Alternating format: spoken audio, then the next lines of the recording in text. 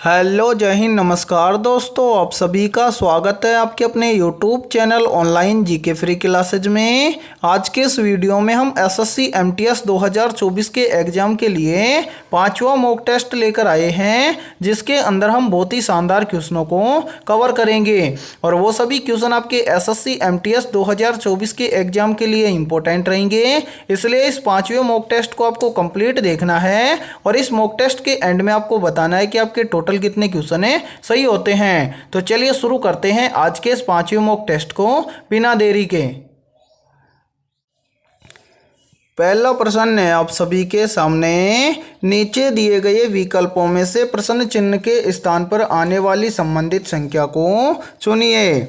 यानी कि ये पहला प्रश्न आप सभी के सामने नंबर एनालॉजी से संबंधित प्रश्न दिया गया है और आपसे पूछा गया है कि इस प्रश्न चिन्ह के स्थान पर आने वाली संबंधित संख्या को ज्ञात करें। तो ऐसे प्रश्न को आप एग्जाम में कैसे सोल्व करेंगे, तो वो देखिए। सबसे पहले तो जब भी आपको नंबर एनालॉजी से संबंधित प्रश्न दिया जाए और प्रश्न चिन्ह की वैल्यू निकालनी है तो आपको करना क्या है, सबसे पहले तो आपको यहाँ पर देखना है कि 5 से यहाँ पर 250 कैसे लिखा गया है। सेम इसी प्रकार से आपको यहाँ पर देखना है कि 7 से यहाँ पर 686 कैसे लिखा गया है। यानी कि जिस प्रकार से यहाँ पर 5 से लिखा गया है 250 और 7 से लिखा गया है 686, जिस प्रकार से सेम इसी प्रकार से हम बताएंगे कि 3 से यहाँ पर क्या लिखा जाएगा। तो मेरे भाई इसको कैसे सोल्व करेंगे, तो वो देखिए। सबसे पहले तो हम यहाँ पर देखेंगे कि 5 से यहाँ पर 250 कैसे लिखा गया है। तो यहाँ पर क्या लॉजिक अप्लाई किया गया है, तो यहाँ पर लॉजिक लगाया गया है क्या, सबसे पहले तो किया गया है मेरे भाई क्या, 5 का क्यूब। 5 का क्यूब कितना होता है, तो सर 5 का क्यूब होता है 125 और 125 का 2 गुना करके लिखा गया है 250। और देखिए 250 यहाँ पर आप सभी के सामने दिया गया है। अब देखते हैं कि सेम इसी प्रकार से यहाँ पर 7 से 686 लिखा गया है क्या। तो क्या करेंगे, सबसे पहले सेम इसी प्रकार से यहाँ पर देखिए 7 का क्या करेंगे, क्यूब करेंगे। 7 का क्यूब कितना होता है, तो सर 7 का क्यूब होता है 343 और 3 तो यानी कि 343 का क्या कर देंगे, 2 गुना कर देंगे। तो 343 का 2 गुना होता है कितना, 686 और 686 यहाँ पर देखिए आप सभी के सामने दिया गया है। अब हम आसानी से बता सकते हैं कि 3 से यहाँ पर इस प्रश्न चिन्ह के स्थान पर क्या आएगा। तो हाँ सर बिल्कुल बता सकते हैं। तो सोल्व कैसे करेंगे मेरे भाई, वो देखिए। सबसे पहले तो हम क्या करेंगे, यहाँ पर हम करेंगे 3 का क्यूब। 3 का क्यूब कितना होता है, तो सर 3 का क्यूब होता है 27 और इस 27 का हम क्या कर देंगे, 2 से गुणा कर देंगे। यानी कि 27 का कर देंगे 2 गुना। 27 का 2 गुना कितना होता है, तो 27 का 2 गुना होता है 54। यानी कि इस प्रश्न चिन्ह के स्थान पर आएगा 54। अब हमें देखना है कि 54 किसी ऑप्शन में है, तो हाँ सर 54 हमें दिया गया है ऑप्शन डी के अंदर, तो ऑप्शन डी हो जाएगा करेक्ट आंसर। तो उम्मीद करता हूँ कि ये पहला प्रश्न आपको अच्छे से क्लियर हो गया होगा। तो चलिए फिर अगला प्रश्न देखते हैं। दूसरा प्रश्न है आप सभी के सामने, नीचे दी गई श्रृंखला श्रेणी में प्रश्न चिन्ह के स्थान पर आने वाली संख्या को ज्ञात करें। यानी कि ये दूसरा प्रश्न आप सभी के सामने सीरीज से संबंधित प्रश्न दिया गया है और आपसे पूछा गया है कि इस प्रश्न चिन्ह के स्थान पर कौन सी संख्या आएगी। तो मेरे भाई सीरीज से संबंधित प्रश्न को आप एग्जाम में कैसे सोल्व करेंगे, तो वो देखिए। यानी कि जब भी आपको एग्जाम में सीरीज से संबंधित प्रश्न दिया जाए तो सबसे पहले आपको क्या करना है, सीरीज के अंदर क्या क्या दिया गया है ये देखना है। तो मेरे भाई यहाँ पर देखिए सीरीज में आपको क्या दिया गया है, 55, 55 के बाद में 56, 56 के बाद में 65, 65 के बाद में 90, 90 के बाद में 139 और 139 के बाद में पूछा गया है कि इस प्रश्न चिन्ह के स्थान पर क्या आएगा। तो इस प्रश्न को हम सोल्व कैसे करेंगे, तो वो देखिए मेरे भाई। सबसे पहले हम क्या करते हैं, यहाँ पर इन सभी को यहाँ से हटा देते हैं ताकि आपको स्पष्ट तरीके से दिख जाए। ठीक है मेरे भाई। अब यहाँ पर देखिए, यहाँ पर देखिए सबसे पहले सीरीज में क्या हो रहा है, तो यहाँ पर क्या हुआ है 55 से 56। तो 55 से 56 कैसे हो जाएगा, तो यहाँ पर देखिए यदि हम 55 के अंदर +1 कर दें तो 55 और 1 कितना हो जाएगा, 56। फिर देखिए 56 से कितना हुआ है 65, तो 56 से 65 कैसे हो जाएगा। तो यहाँ पर देखिए मेरे भाई यदि हम क्या करें 56 के अंदर +9 कर दें तो 56 और 9 कितना हो जाएगा, 65। फिर देखिए 65 के बाद में क्या हो रहा है, तो सर 65 के बाद में हो रहा है 90, तो 65 65 से 90 कैसे हो जाएगा? तो यहाँ पर देखिए यदि हम क्या करें 65 के अंदर प्लस 25 कर दें तो 65 और 25 कितना हो जाएगा? 90। फिर देखिए मेरे भाई 90 के बाद में क्या हो रहा है? 139। तो 90 से 139 कैसे हो जाएगा? तो यदि हम 90 के अंदर क्या करें प्लस 49 कर दें तो 90 और 49 हो जाएगा 139। अब इसी प्रकार से हमें बताना है कि 139 से यहाँ पर क्या आएगा। तो यहाँ पर देखिए इस प्रश्न चिन्ह की वैल्यू निकालने से पहले आपको क्या करना है, यहाँ पर नीचे देखना है कि यहाँ पर कौन कौन सी संख्या प्लस की गई है। तो यहाँ पर देखिए मेरे भाई यहाँ पर 55 से 56 लाने के लिए क्या किया है? +1 किया है। फिर देखिए 56 से 65 लाने के लिए क्या किया है? यहाँ पर किया है +9। फिर देखिए 65 से 90 लाने के लिए क्या किया है? +25 किया है। फिर देखिए 90 से 139 लाने के लिए क्या किया है? +49 किया है। तो अब आगे 139 से इस प्रश्न चिन्ह की वैल्यू निकालने के लिए हम यहाँ पर कितना प्लस करेंगे तो वो देखिए। सबसे पहले यहाँ पर ध्यान से देखिए यहाँ पर क्या हुआ है? +1, फिर क्या हुआ है? +9, फिर क्या हुआ है? +25 और फिर क्या हुआ है? +49। तो यहाँ पर इन संख्याओं को ध्यान से देखो कि ये क्या है। तो यहाँ पर देखिए मेरे भाई यहाँ पर देखिए ये एक क्या है? तो सर एक क्या है? 1 का स्क्वायर है, यानी कि 1 का स्क्वायर कितना होता है? 1 होता है। फिर ध्यान से यहाँ पर देखिए 9 को, 9 क्या है? तो सर 9 3 का स्क्वायर है, यानी कि 3 का स्क्वायर कितना है? 9 है। फिर देखिए यहाँ पर कितना है? 25, तो 25 क्या है? तो सर 25 है 5 का स्क्वायर। ठीक है मेरे भाई। अब इसी प्रकार से यहाँ पर देखिए ये क्या है? 49, तो 49 क्या है? तो सर 49 7 का स्क्वायर है, यानी कि यहाँ पर क्या हुआ है? यानी कि 1 का स्क्वायर, 3 का स्क्वायर, 5 का स्क्वायर, 7 का स्क्वायर। तो यहाँ पर आगे कितने का स्क्वायर निकालेंगे? तो यहाँ पर देखिए 1 से क्या हुआ? 3, तो 1 से 3 कैसे हो जाएगा? तो यहाँ पर 1 के अंदर +2 कर देंगे तो 1 और 2 कितना हो जाएगा? 3। फिर देखिए 3 से 5 कैसे हुआ है? तो 3 के अंदर भी +2 कर देंगे तो कितना हो जाएगा? 5। फिर देखिए 5 से कितना हुआ है? 7, तो 5 से 7 कैसे हो जाएगा? तो 5 में +2 कर देंगे तो कितना हो जाएगा? 7। तो 7 के बाद में स्क्वायर निकालने के लिए हम क्या करेंगे मेरे भाई? तो यहाँ पर देखिए 7 में क्या कर देंगे? +2 कर देंगे तो 7 और 2 कितना हो जाएगा? 9 हो जाएगा। अब यहाँ पर सभी का स्क्वायर हुआ है तो यहाँ पर 9 का स्क्वायर कर देंगे। 9 का स्क्वायर कितना होता है? तो सर 9 का स्क्वायर होता है 81। तो यहाँ पर 49 के बाद में कितना प्लस होगा? 81 प्लस होगा। अब क्या करेंगे? 139 के अंदर +81 कर देंगे तो इस प्रश्न चिन्ह की वैल्यू निकल कर आ जाएगी। तो यहाँ पर देखिए मेरे भाई यहाँ पर कितना है? यहाँ पर है 139 और 139 के अंदर कितना प्लस कर देंगे?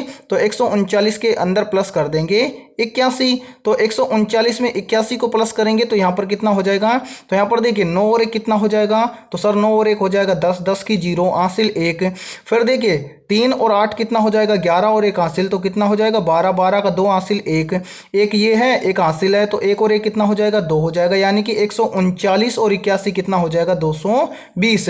यानी कि इस प्रश्न चिन्ह के स्थान पर भरा जाएगा 220। अब हमें देखना है कि 220 किसी ऑप्शन में है। तो हाँ सर 220 हमें दिया गया है ऑप्शन बी के अंदर, तो दूसरे प्रश्न के अंदर ऑप्शन बी हो जाएगा राइट आंसर। तो उम्मीद करता हूं कि दूसरा प्रश्न भी आपको अच्छे से क्लियर हो गया होगा। तो चलिए फिर अगला प्रश्न देखते हैं। तीसरा प्रश्न है आप सभी के सामने, उस विकल्प का चयन करें जो दिए गए वर्गों के आरेख को दर्शाता है। यानी कि तीसरा प्रश्न आप सभी के सामने वेन डायग्राम से संबंधित प्रश्न दिया गया है और पूछा गया है कि जापान, फ्रांस और रूस का सही वेन आरेख कैसा बनेगा। तो मेरे भाई जब भी आपको ऐसा प्रश्न एग्जाम में दिखे तो सोल्व कैसे करेंगे?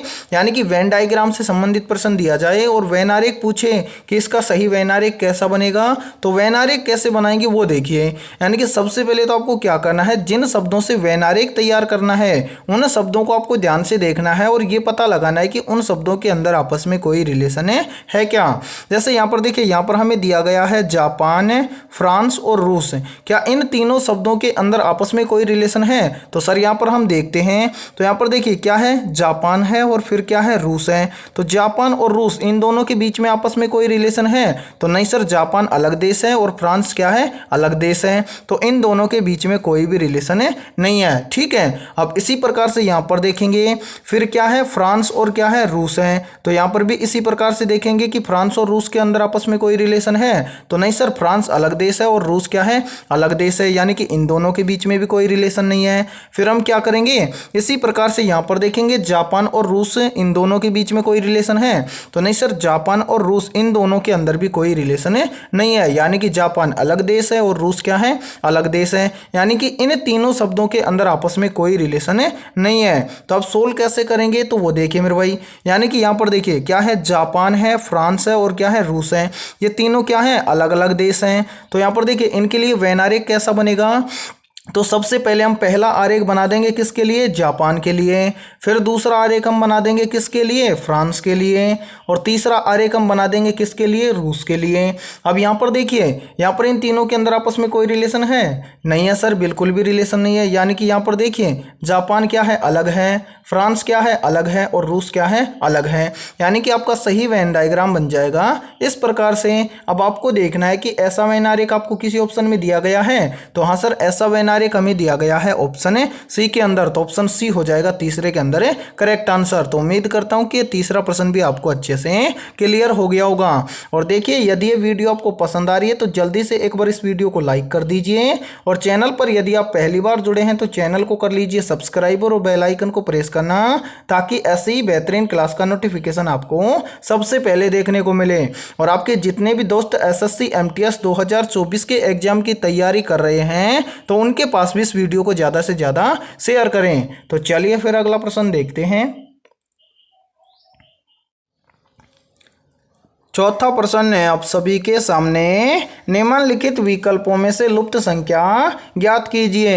यानी कि चौथा प्रश्न आप सभी के सामने मिसिंग नंबर से संबंधित प्रश्न दिया गया है और आपसे पूछा गया है कि इस प्रश्न चिन्ह के स्थान पर आने वाली लुप्त संख्या को ज्ञात करें। तो मेरे भाई जब भी आपको ऐसा प्रश्न एग्जाम में दिखे तो सोल्व कैसे करेंगे, तो वो देखिए, जब भी आपको ऐसा प्रश्न एग्जाम में दिखे तो सबसे पहले आपको क्या करना है, यहाँ पर आपको देखना है कि DH से यहाँ पर 144 कैसे लिखा गया है। फिर इसी प्रकार से यहां पर देखना है कि TB से यहां पर 484 कैसे लिखा गया है। यानी कि जिस प्रकार से यहां पर 144 और यहां पर 484 लिखा गया है, सेम इसी प्रकार से हम बताएंगे कि इस प्रश्न चिन्ह के स्थान पर क्या लिखा जाएगा। तो यहां पर मेरे भाई क्या लॉजिक अप्लाई किया गया है, तो यहां पर लॉजिक लगाया गया है क्या, सबसे पहले तो यहां पर देखिए क्या है, D है और यहां पर क्या है, H। तो इन दोनों लेटरों का हम आपस में क्या करें कि यहां पर कितना हो जाए, 144 हो जाए। तो यहां पर क्या गया है वो देखिए, सबसे पहले तो क्या किया गया है, यहां पर जो दोनों D और H अल्फाबेट लेटर हैं इनका क्या किया गया है, नंबरिंग किया गया है। तो मेरे भाई देखिए D आता है कितने नंबर पर, 4 नंबर पर है, और H आता है कितने नंबर पर, 8 नंबर पर। फिर क्या किया गया है, इन दोनों का नंबर करके आपस में जोड़ दिया गया है। तो 4 और 8 कितना हो जाएगा, 12 हो जाएगा। और इस 12 का स्क्वायर कर दें तो 12 का स्क्वायर होता है 144, यानी कि 12 का स्क्वायर करके लिखा गया है यहाँ पर 144 है। अब इसी प्रकार से यहां पर देखेंगे कि सेम इसी प्रकार से यहां पर 484 लिखा गया है क्या, तो करेंगे क्या, सबसे पहले यहां पर देखिए T है और B है, तो इन दोनों का हम क्या करेंगे, नंबरिंग करेंगे। तो T आता है मेरे भाई कितने नंबर पर, 20 नंबर पर है। B कितने नंबर पर आता है, B आता है 2 नंबर पर है। अब क्या करेंगे, इन दोनों संख्याओं को आपस में जोड़ देंगे, क्योंकि यहां पर देखिए 4 और 8 को जोड़ा गया है। तो 20 और 2 को आपस में जोड़ेंगे तो कितना हो जाएगा, तो 20 और 2 हो जाएगा कितना, 22। अब यहां पर देखिए यहां पर क्या किया गया है, स्क्वायर, तो यहां पर भी हम क्या कर देंगे, 22 का स्क्वायर। 22 का स्क्वायर कितना होता है, तो सर 22 का स्क्वायर होता है 484। और यहां पर देखिए 484 आप सभी के सामने यहां पर दिया गया है। अब इसी प्रकार से हम आसानी से बता सकते हैं कि इस प्रश्न चिन्ह के स्थान पर क्या आएगा, तो हाँ सर बिल्कुल बता सकते हैं। तो सबसे पहले क्या करेंगे, यहां पर देखिए क्या है, F है और फिर क्या है, H है। तो यहां पर इन दोनों लेटरों का क्या करेंगे, नंबरिंग करेंगे। तो देखिए F कितने नंबर पर आता है, तो सर F आता है 6 नंबर पर है। फिर क्या है, H कितने नंबर पर आता है, तो H आता है 8 नंबर पर है। अब क्या करेंगे, इन दोनों संख्याओं को हम आपस में जोड़ देंगे। तो 6 और 8 कितना हो जाएगा, तो सर 6 और 8 हो जाएगा 14। अब यहां पर भी हम क्या कर देंगे, 14 का स्क्वायर कर देंगे। 14 का स्क्वायर कितना होता है, तो सर 14 का स्क्वायर होता है कितना, 196। यानी कि इस प्रश्न चिन्ह के स्थान पर आएगा 196। अब हमें देखना है कि 196 किसी ऑप्शन में है, तो हाँ सर 196 हमें दिया गया है ऑप्शन ए के अंदर, तो ऑप्शन ए हो जाएगा चौथे प्रश्न के अंदर है करेक्ट आंसर। तो उम्मीद करता हूं कि ये चौथा प्रश्न भी आपको अच्छे से क्लियर हो गया है, और यदि ऐसा प्रश्न आपको एग्जाम में दिखे तो आप आसानी से सोल्व कर दोगे। ठीक है, तो चलिए फिर अगला प्रश्न देखते हैं। पांचवा प्रश्न है आप सभी के सामने, नीचे दिए गए पासे में m के विपरीत फलक पर क्या होगा। यानी कि ये पांचवा प्रश्न आप सभी के सामने डाइस से संबंधित प्रश्न दिया गया है और आपसे पूछा गया है कि m के विपरीत फलक पर क्या होगा। तो मेरे भाई ऐसे प्रश्न को आप एग्जाम में फटाफट से कैसे सोल्व करेंगे, तो वो देखिए, यानी कि जब भी आपको एग्जाम में डाइस यानी कि पासे से संबंधित प्रश्न दिया जाए तो सोल्व करने का सबसे बेस्ट तरीका क्या है वो देखिए। यानी कि यहाँ पर देखिए आप सभी के सामने कितने डाइस दिए गए हैं, तो यहाँ पर आप सभी के सामने पासे की दो स्थितियां दी गई हैं, यानी कि डाइस की दो स्थितियां दी गई हैं। तो ये दोनों स्थितियां हैं, तो इन दोनों पासों में आपको करना क्या है, पहले देखना है कॉमन। तो कॉमन या तो संख्या होती है या फिर लेटर होता है। तो यहाँ पर देखिए डाइस के अंदर या तो आपको लेटर मिले या संख्या मिले, आपको देखना क्या है, कॉमन। तो यहाँ पर देखिए इन दोनों डाइस के अंदर कॉमन क्या है, तो सर यहाँ पर हमें कॉमन दिख रहा है एल, यानी कि दोनों के अंदर एल है तो कॉमन क्या हो जाएगा, एल हो जाएगा। अब इतना करने के बाद में आपको क्या करना है, कॉमन से क्लॉकवाइज चलना है दोनों डाइस के अंदर। जैसे हम पहले डाइस के अंदर देखिए चलेंगे क्लॉकवाइज यानी कि घड़ी की सुई की दिशा में, तो एल के बाद में क्या है, 7 है। तो सबसे पहले हम क्या करेंगे, यहाँ पर हम लिखेंगे एल, फिर एल के बाद में क्या आया, 7 आया, तो एल के बाद में हम लिखेंगे मेरे भाई क्या, 7 लिखेंगे। फिर देखिए यानी कि 7 के बाद में आगे क्लॉकवाइज चलेंगे तो क्या है, एम है, तो 7 के बाद में हम क्या लिखेंगे, एम लिखेंगे मेरे भाई। ठीक है, यहाँ तक क्लियर है। तो यहाँ पर देखिए यहाँ पर क्या लिखा गया है, एल 7 एम। तो यहाँ पर देखिए एल है, फिर कितना है, 7 है, और फिर क्या है, m है। इतना यहाँ पर लिख दिया। उसके बाद में इसी प्रकार से हम क्या करेंगे, सेकंड डाइस के अंदर क्लॉकवाइज चलेंगे। तो यहाँ पर देखिए कॉमन क्या है, l है, तो यहाँ पर सबसे पहले तो हम लिख देंगे किसको, l को। फिर देखिए l से आगे चलेंगे तो क्या है, j है, तो यहाँ पर l के बाद में हम क्या लिख देंगे, j लिख देंगे। फिर देखिए मेरे भाई आगे चलेंगे j से आगे, तो आगे क्या है, k है, तो यहाँ पर हम लिख देंगे के। अब यहाँ पर आपसे पूछा क्या गया है, पूछा गया है कि m के विपरीत फलक पर क्या होगा। तो यहाँ पर देखिए मेरे भाई m के विपरीत यानी कि m के विपरीत यहाँ पर क्या दिख रहा है, k दिख रहा है, तो m के विपरीत क्या हो जाएगा, तो सर m के विपरीत हो जाएगा k। अब हमें देखना है कि m के विपरीत k किसी ऑप्शन में है, तो हाँ सर k हमें दिया गया है ऑप्शन बी के अंदर, तो ऑप्शन बी हो जाएगा करेक्ट आंसर। तो उम्मीद करता हूँ कि पांचवा प्रश्न भी आपको अच्छे से क्लियर हो गया होगा। यानी कि जब भी आपको डाइस से संबंधित प्रश्न एग्जाम में दिया जाए तो इसी तरह से आपको क्या करना है, सोल्व करना है। और फिर भी किसी भी क्वेश्चन में आपको कोई भी डाउट हो तो आप कमेंट सेक्शन के अंदर पूछ सकते हैं। ठीक है, तो चलिए फिर अगला प्रश्न देखते हैं। छठा प्रश्न है आप सभी के सामने, किसी कोड भाषा में DLICK को HXRFV लिखा जाता है तो उसी भाषा में LIGAL को किस प्रकार लिखा जाएगा। यानी कि छठा प्रश्न आप सभी के सामने कोडिंग डिकोडिंग से संबंधित प्रश्न दिया गया है। तो मेरे भाई ऐसे प्रश्न को आप एग्जाम में कैसे सोल्व करेंगे, तो वो देखिए सबसे पहले तो आपको क्या बोला गया है, तो यहाँ पर आपको बोला गया है कि DLICK इसको क्या लिखा जाता है, इसको लिखा जाता है मेरे भाई नीचे देखिए, इसको क्या लिखा जाता है, इसको लिखा जाता है HXRFV। ठीक है, तो इसको क्या लिखा जाता है, यानी कि DLICK इसको क्या लिखा जाता है, इसको लिखा जाता है HXRFV। तो सबसे पहले तो यहाँ पर आपको देखना है कि यहाँ पर DLICK इसको यहाँ पर HXRFV कैसे लिखा गया है। यानी कि जिस प्रकार से इसको यानी कि DLICK को क्या लिखा गया है, HXRFV लिखा गया है, जिस प्रकार से उसी प्रकार से हम बताएंगे कि LIGAL को किस प्रकार लिखा जाएगा। तो मेरे भाई इसको सोल्व कैसे करेंगे वो देखिए। सबसे पहले यहाँ पर किया क्या गया है, इन सभी को यहाँ से थोड़ा सा हटा देते हैं ताकि आपको स्पष्ट तरीके से समझ में आ जाए।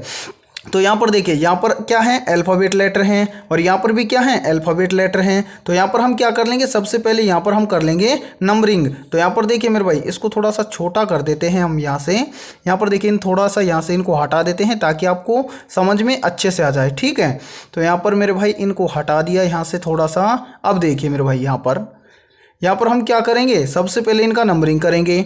जैसे डी है, डी आता है कितने नंबर पर, 4 नंबर पर। फिर क्या है एल, एल कितने नंबर पर आता है, एल आता है 12 नंबर पर। फिर क्या है आई, आई कितने नंबर पर आता है, 9 नंबर पर।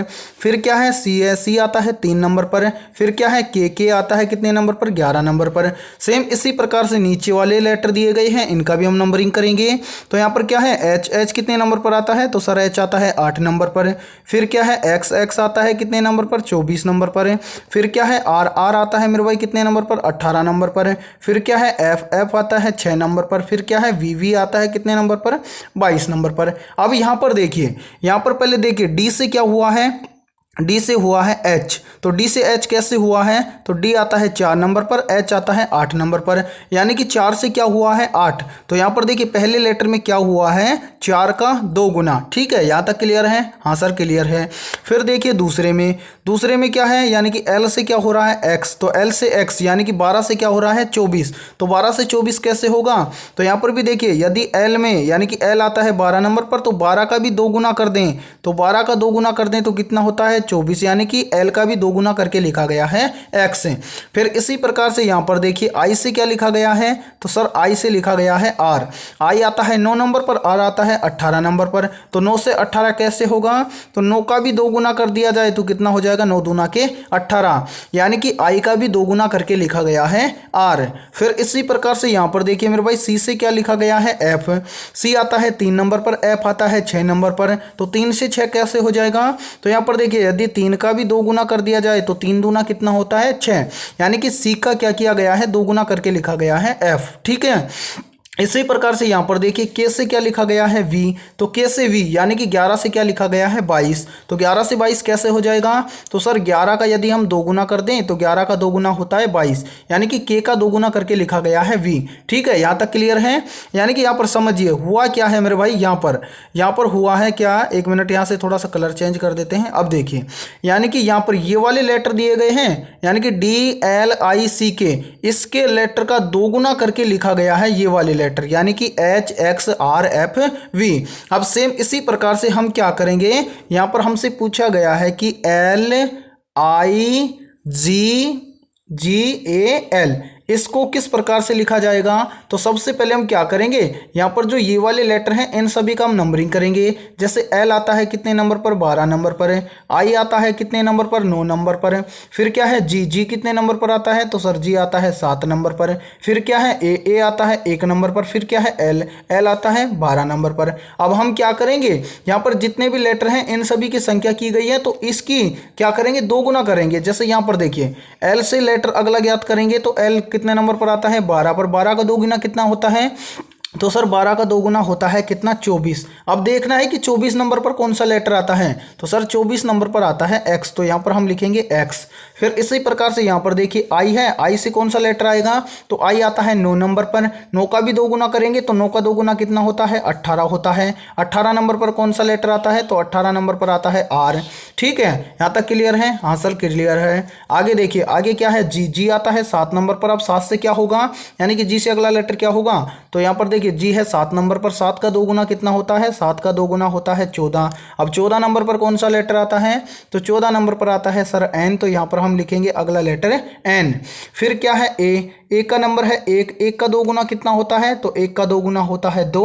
और 2 नंबर पर कौन सा लेटर आता है, तो 2 नंबर पर आता है बी। ठीक है, अब इसी प्रकार से हम देखेंगे कि एल से अगला लेटर क्या होगा, तो एल आता है 12 नंबर पर। 12 का 2 गुना कितना होता है, तो 12 का 2 गुना होता है 24। 24 नंबर पर क्या आता है, तो सर 24 नंबर पर आता है एक्स। यानी कि यहाँ पर देखिए L I ji A L को क्या लिखा जाएगा, तो इसको लिखा जाएगा X R N B X. अब हमें देखना है कि X R N B X हमें किस ऑप्शन के अंदर है दिया गया है, तो ये हमें दिया गया है ऑप्शन डी के अंदर। तो ऑप्शन डी हो जाएगा हमारा करेक्ट आंसर। तो उम्मीद करता हूँ कि ये छठा प्रश्न भी आपको बहुत अच्छे से क्लियर हो गया होगा। और यदि ये वीडियो आपको पसंद आई है तो जल्दी से इस वीडियो को लाइक कर दो, और चैनल पर यदि आप पहली बार जुड़े हो तो चैनल को कर लेना सब्सक्राइब और बेल आइकन को प्रेस करना, ताकि ऐसी बेहतरीन क्लास का नोटिफिकेशन आपको सबसे पहले देखने को मिले।